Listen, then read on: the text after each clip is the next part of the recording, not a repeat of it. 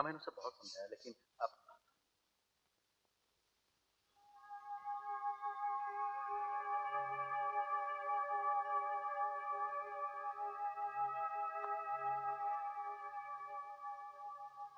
Mister Chaudhary.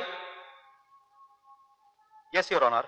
आप तो कानून जानते हैं, फिर आपके क्लाइंट ने आपके थ्रू जो अर्जी दाखिल की है उसके बारे में आपने उसे समझाया क्यों नहीं? बहुत समझाया योर ऑनर, मगर वो माना ही नहीं। यह तो सरासर अदालत का वक्त बर्बाद करने वाली बात है। वक्त आबाद बर्बाद नहीं होले जज साहब, आबाद बर्बाद तो बस्ती होले, कस्बा होले, शहर होला, आदमी होले। वक्त के पहिया तो अपने धूरी पे चलते रहेला जज साहब। तुम कहना क्या चाहते हो? जज साहब, कानून के इतिहास में शायद ये पहली मौका बा कि कोई अदालत में तो आयल बा लेकिन इंसाफ मांगे ना। आखिर तुम चाहते क्या हो? जज साहब, हम कानून के एक निर्दोष के जान लेवल से बचावल चाहत बानी। क्या मतलब?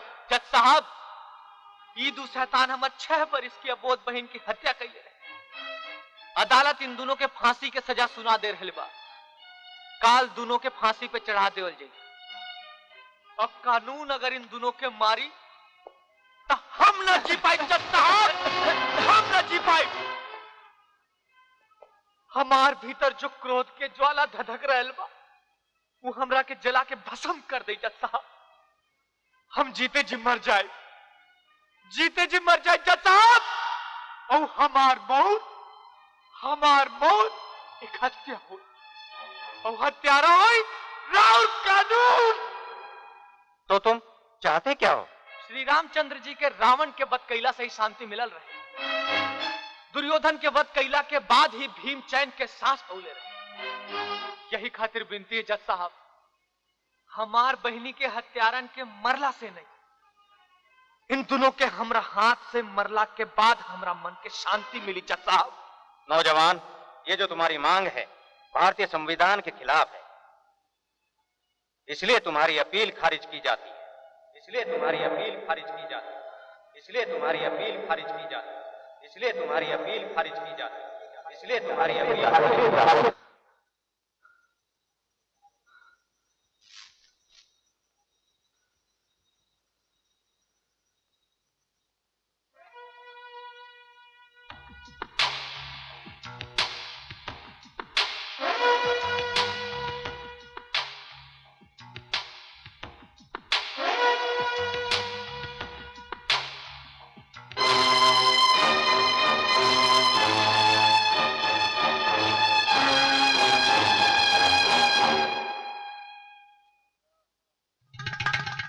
जेलर साहब, पूरा 5 लाख रुपया बा।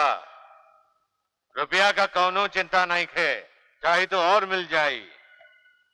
अब रहल की हमार भाई जेल से कैसे भागी, ये काम तोहार बा। अभी सोच ला के काम राउर के नहीं खे हमार बा। जैसे सूरज डूबले पे अन्हार हुई, राउर के भाई जेल से भाग के राउर के लगे पहुंच जाए।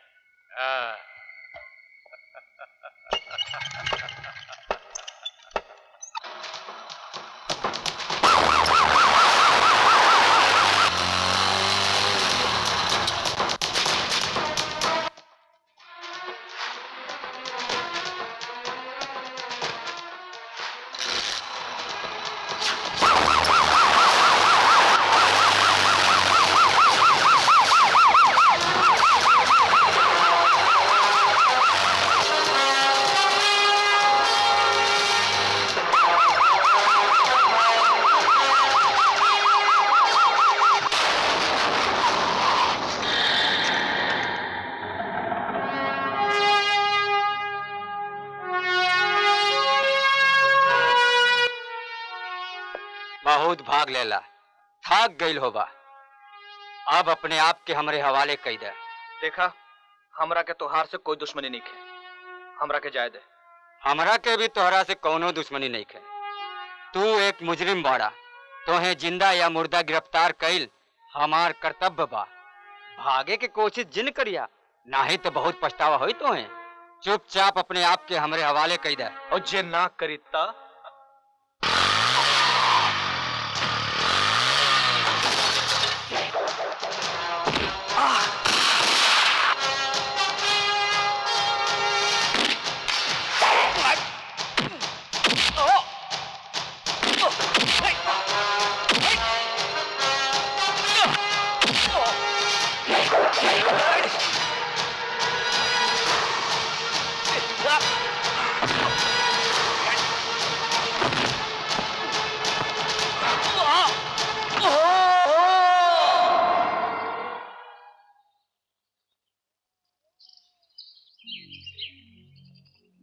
ई दोनों मोटरसाइकिल तो यहीं बा, उनके भी यहीं होए के चाहिए।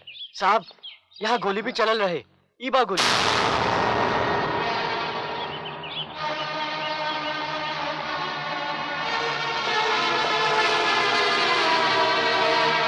इतना गोली चलले के बाद और इतना ऊपर से गिरे के बाद केहू बच न सकेला।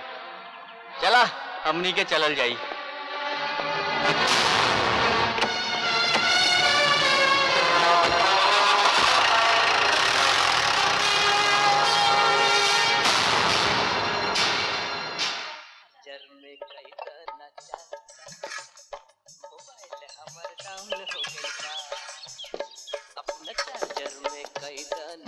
भैया एक चाय दिया। हाँ अभी मोबाइल हमर डाउन हो गइल बा। इला हम न करब मोबाइल तो हर हमार चार्जर। एक आवश्यक सूचना। गत दिनों सैयदपुर गांव के समीप एक कार दुर्घटना में घायल हुई 10 वर्षीय बालिका, जिसके शरीर से काफी मात्रा में खून बह जाने के कारण बालिका कोमा में चली गई है। डॉक्टरों का मानना है कि उक्त बालिका को सही मात्रा में खून प्रदान करने पर ही उसकी जान बचाई जा सकती है। बालिका का ब्लड ग्रुप O पॉजिटिव है। रक्तदाता सिविल अस्पताल पटना से संपर्क करें। सूचना समाप्त।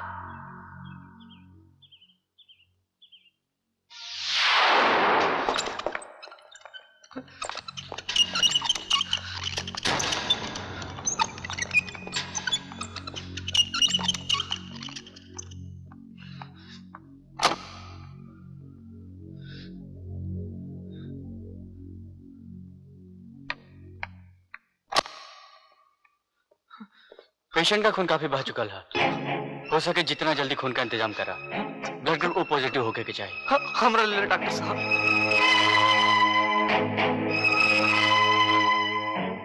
सॉरी मिस्टर, हम राउर के बहन के बचा न सके।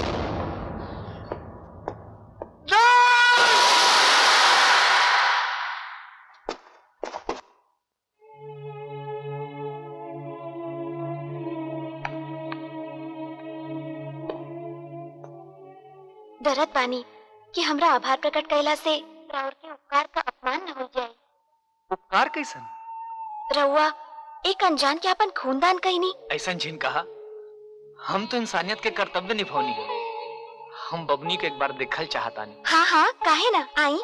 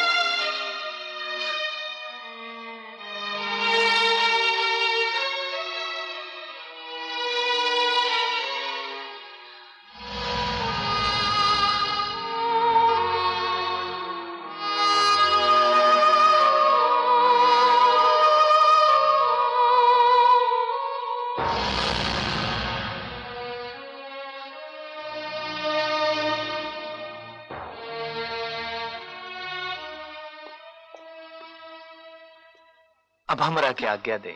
ठीक बा।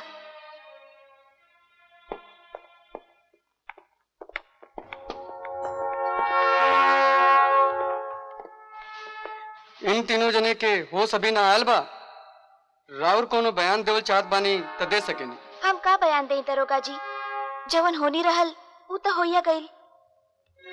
हमनी के शक बा कि दुर्घटना के पाछे कोनो हाथ त नहीं के। काहे से कि नई गाड़ी का ब्रेक कैसे फेल हो गई? ई विषय में हम का कह सकीले। वैसे हमनी का केहू से दुश्मनी होता नहीं खे। राउर ही परिवार का बेटी बानी? वैसे तो हम होवे वाली पतोह बानी, बकिन राउर हमरा की बेटी ही समझी। अच्छा, तो ये दुर्घटना हमरा समझ में एगो संजोग बा। संजोग संजोग संजोग एके संजोग ना कहाई, कायता कहल जाई, कायता।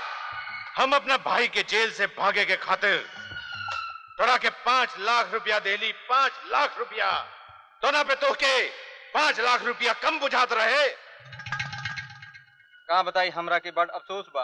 अफसोस चिन करा जेलर, अफसोस कैला से कोनो फायदा नहीं खे।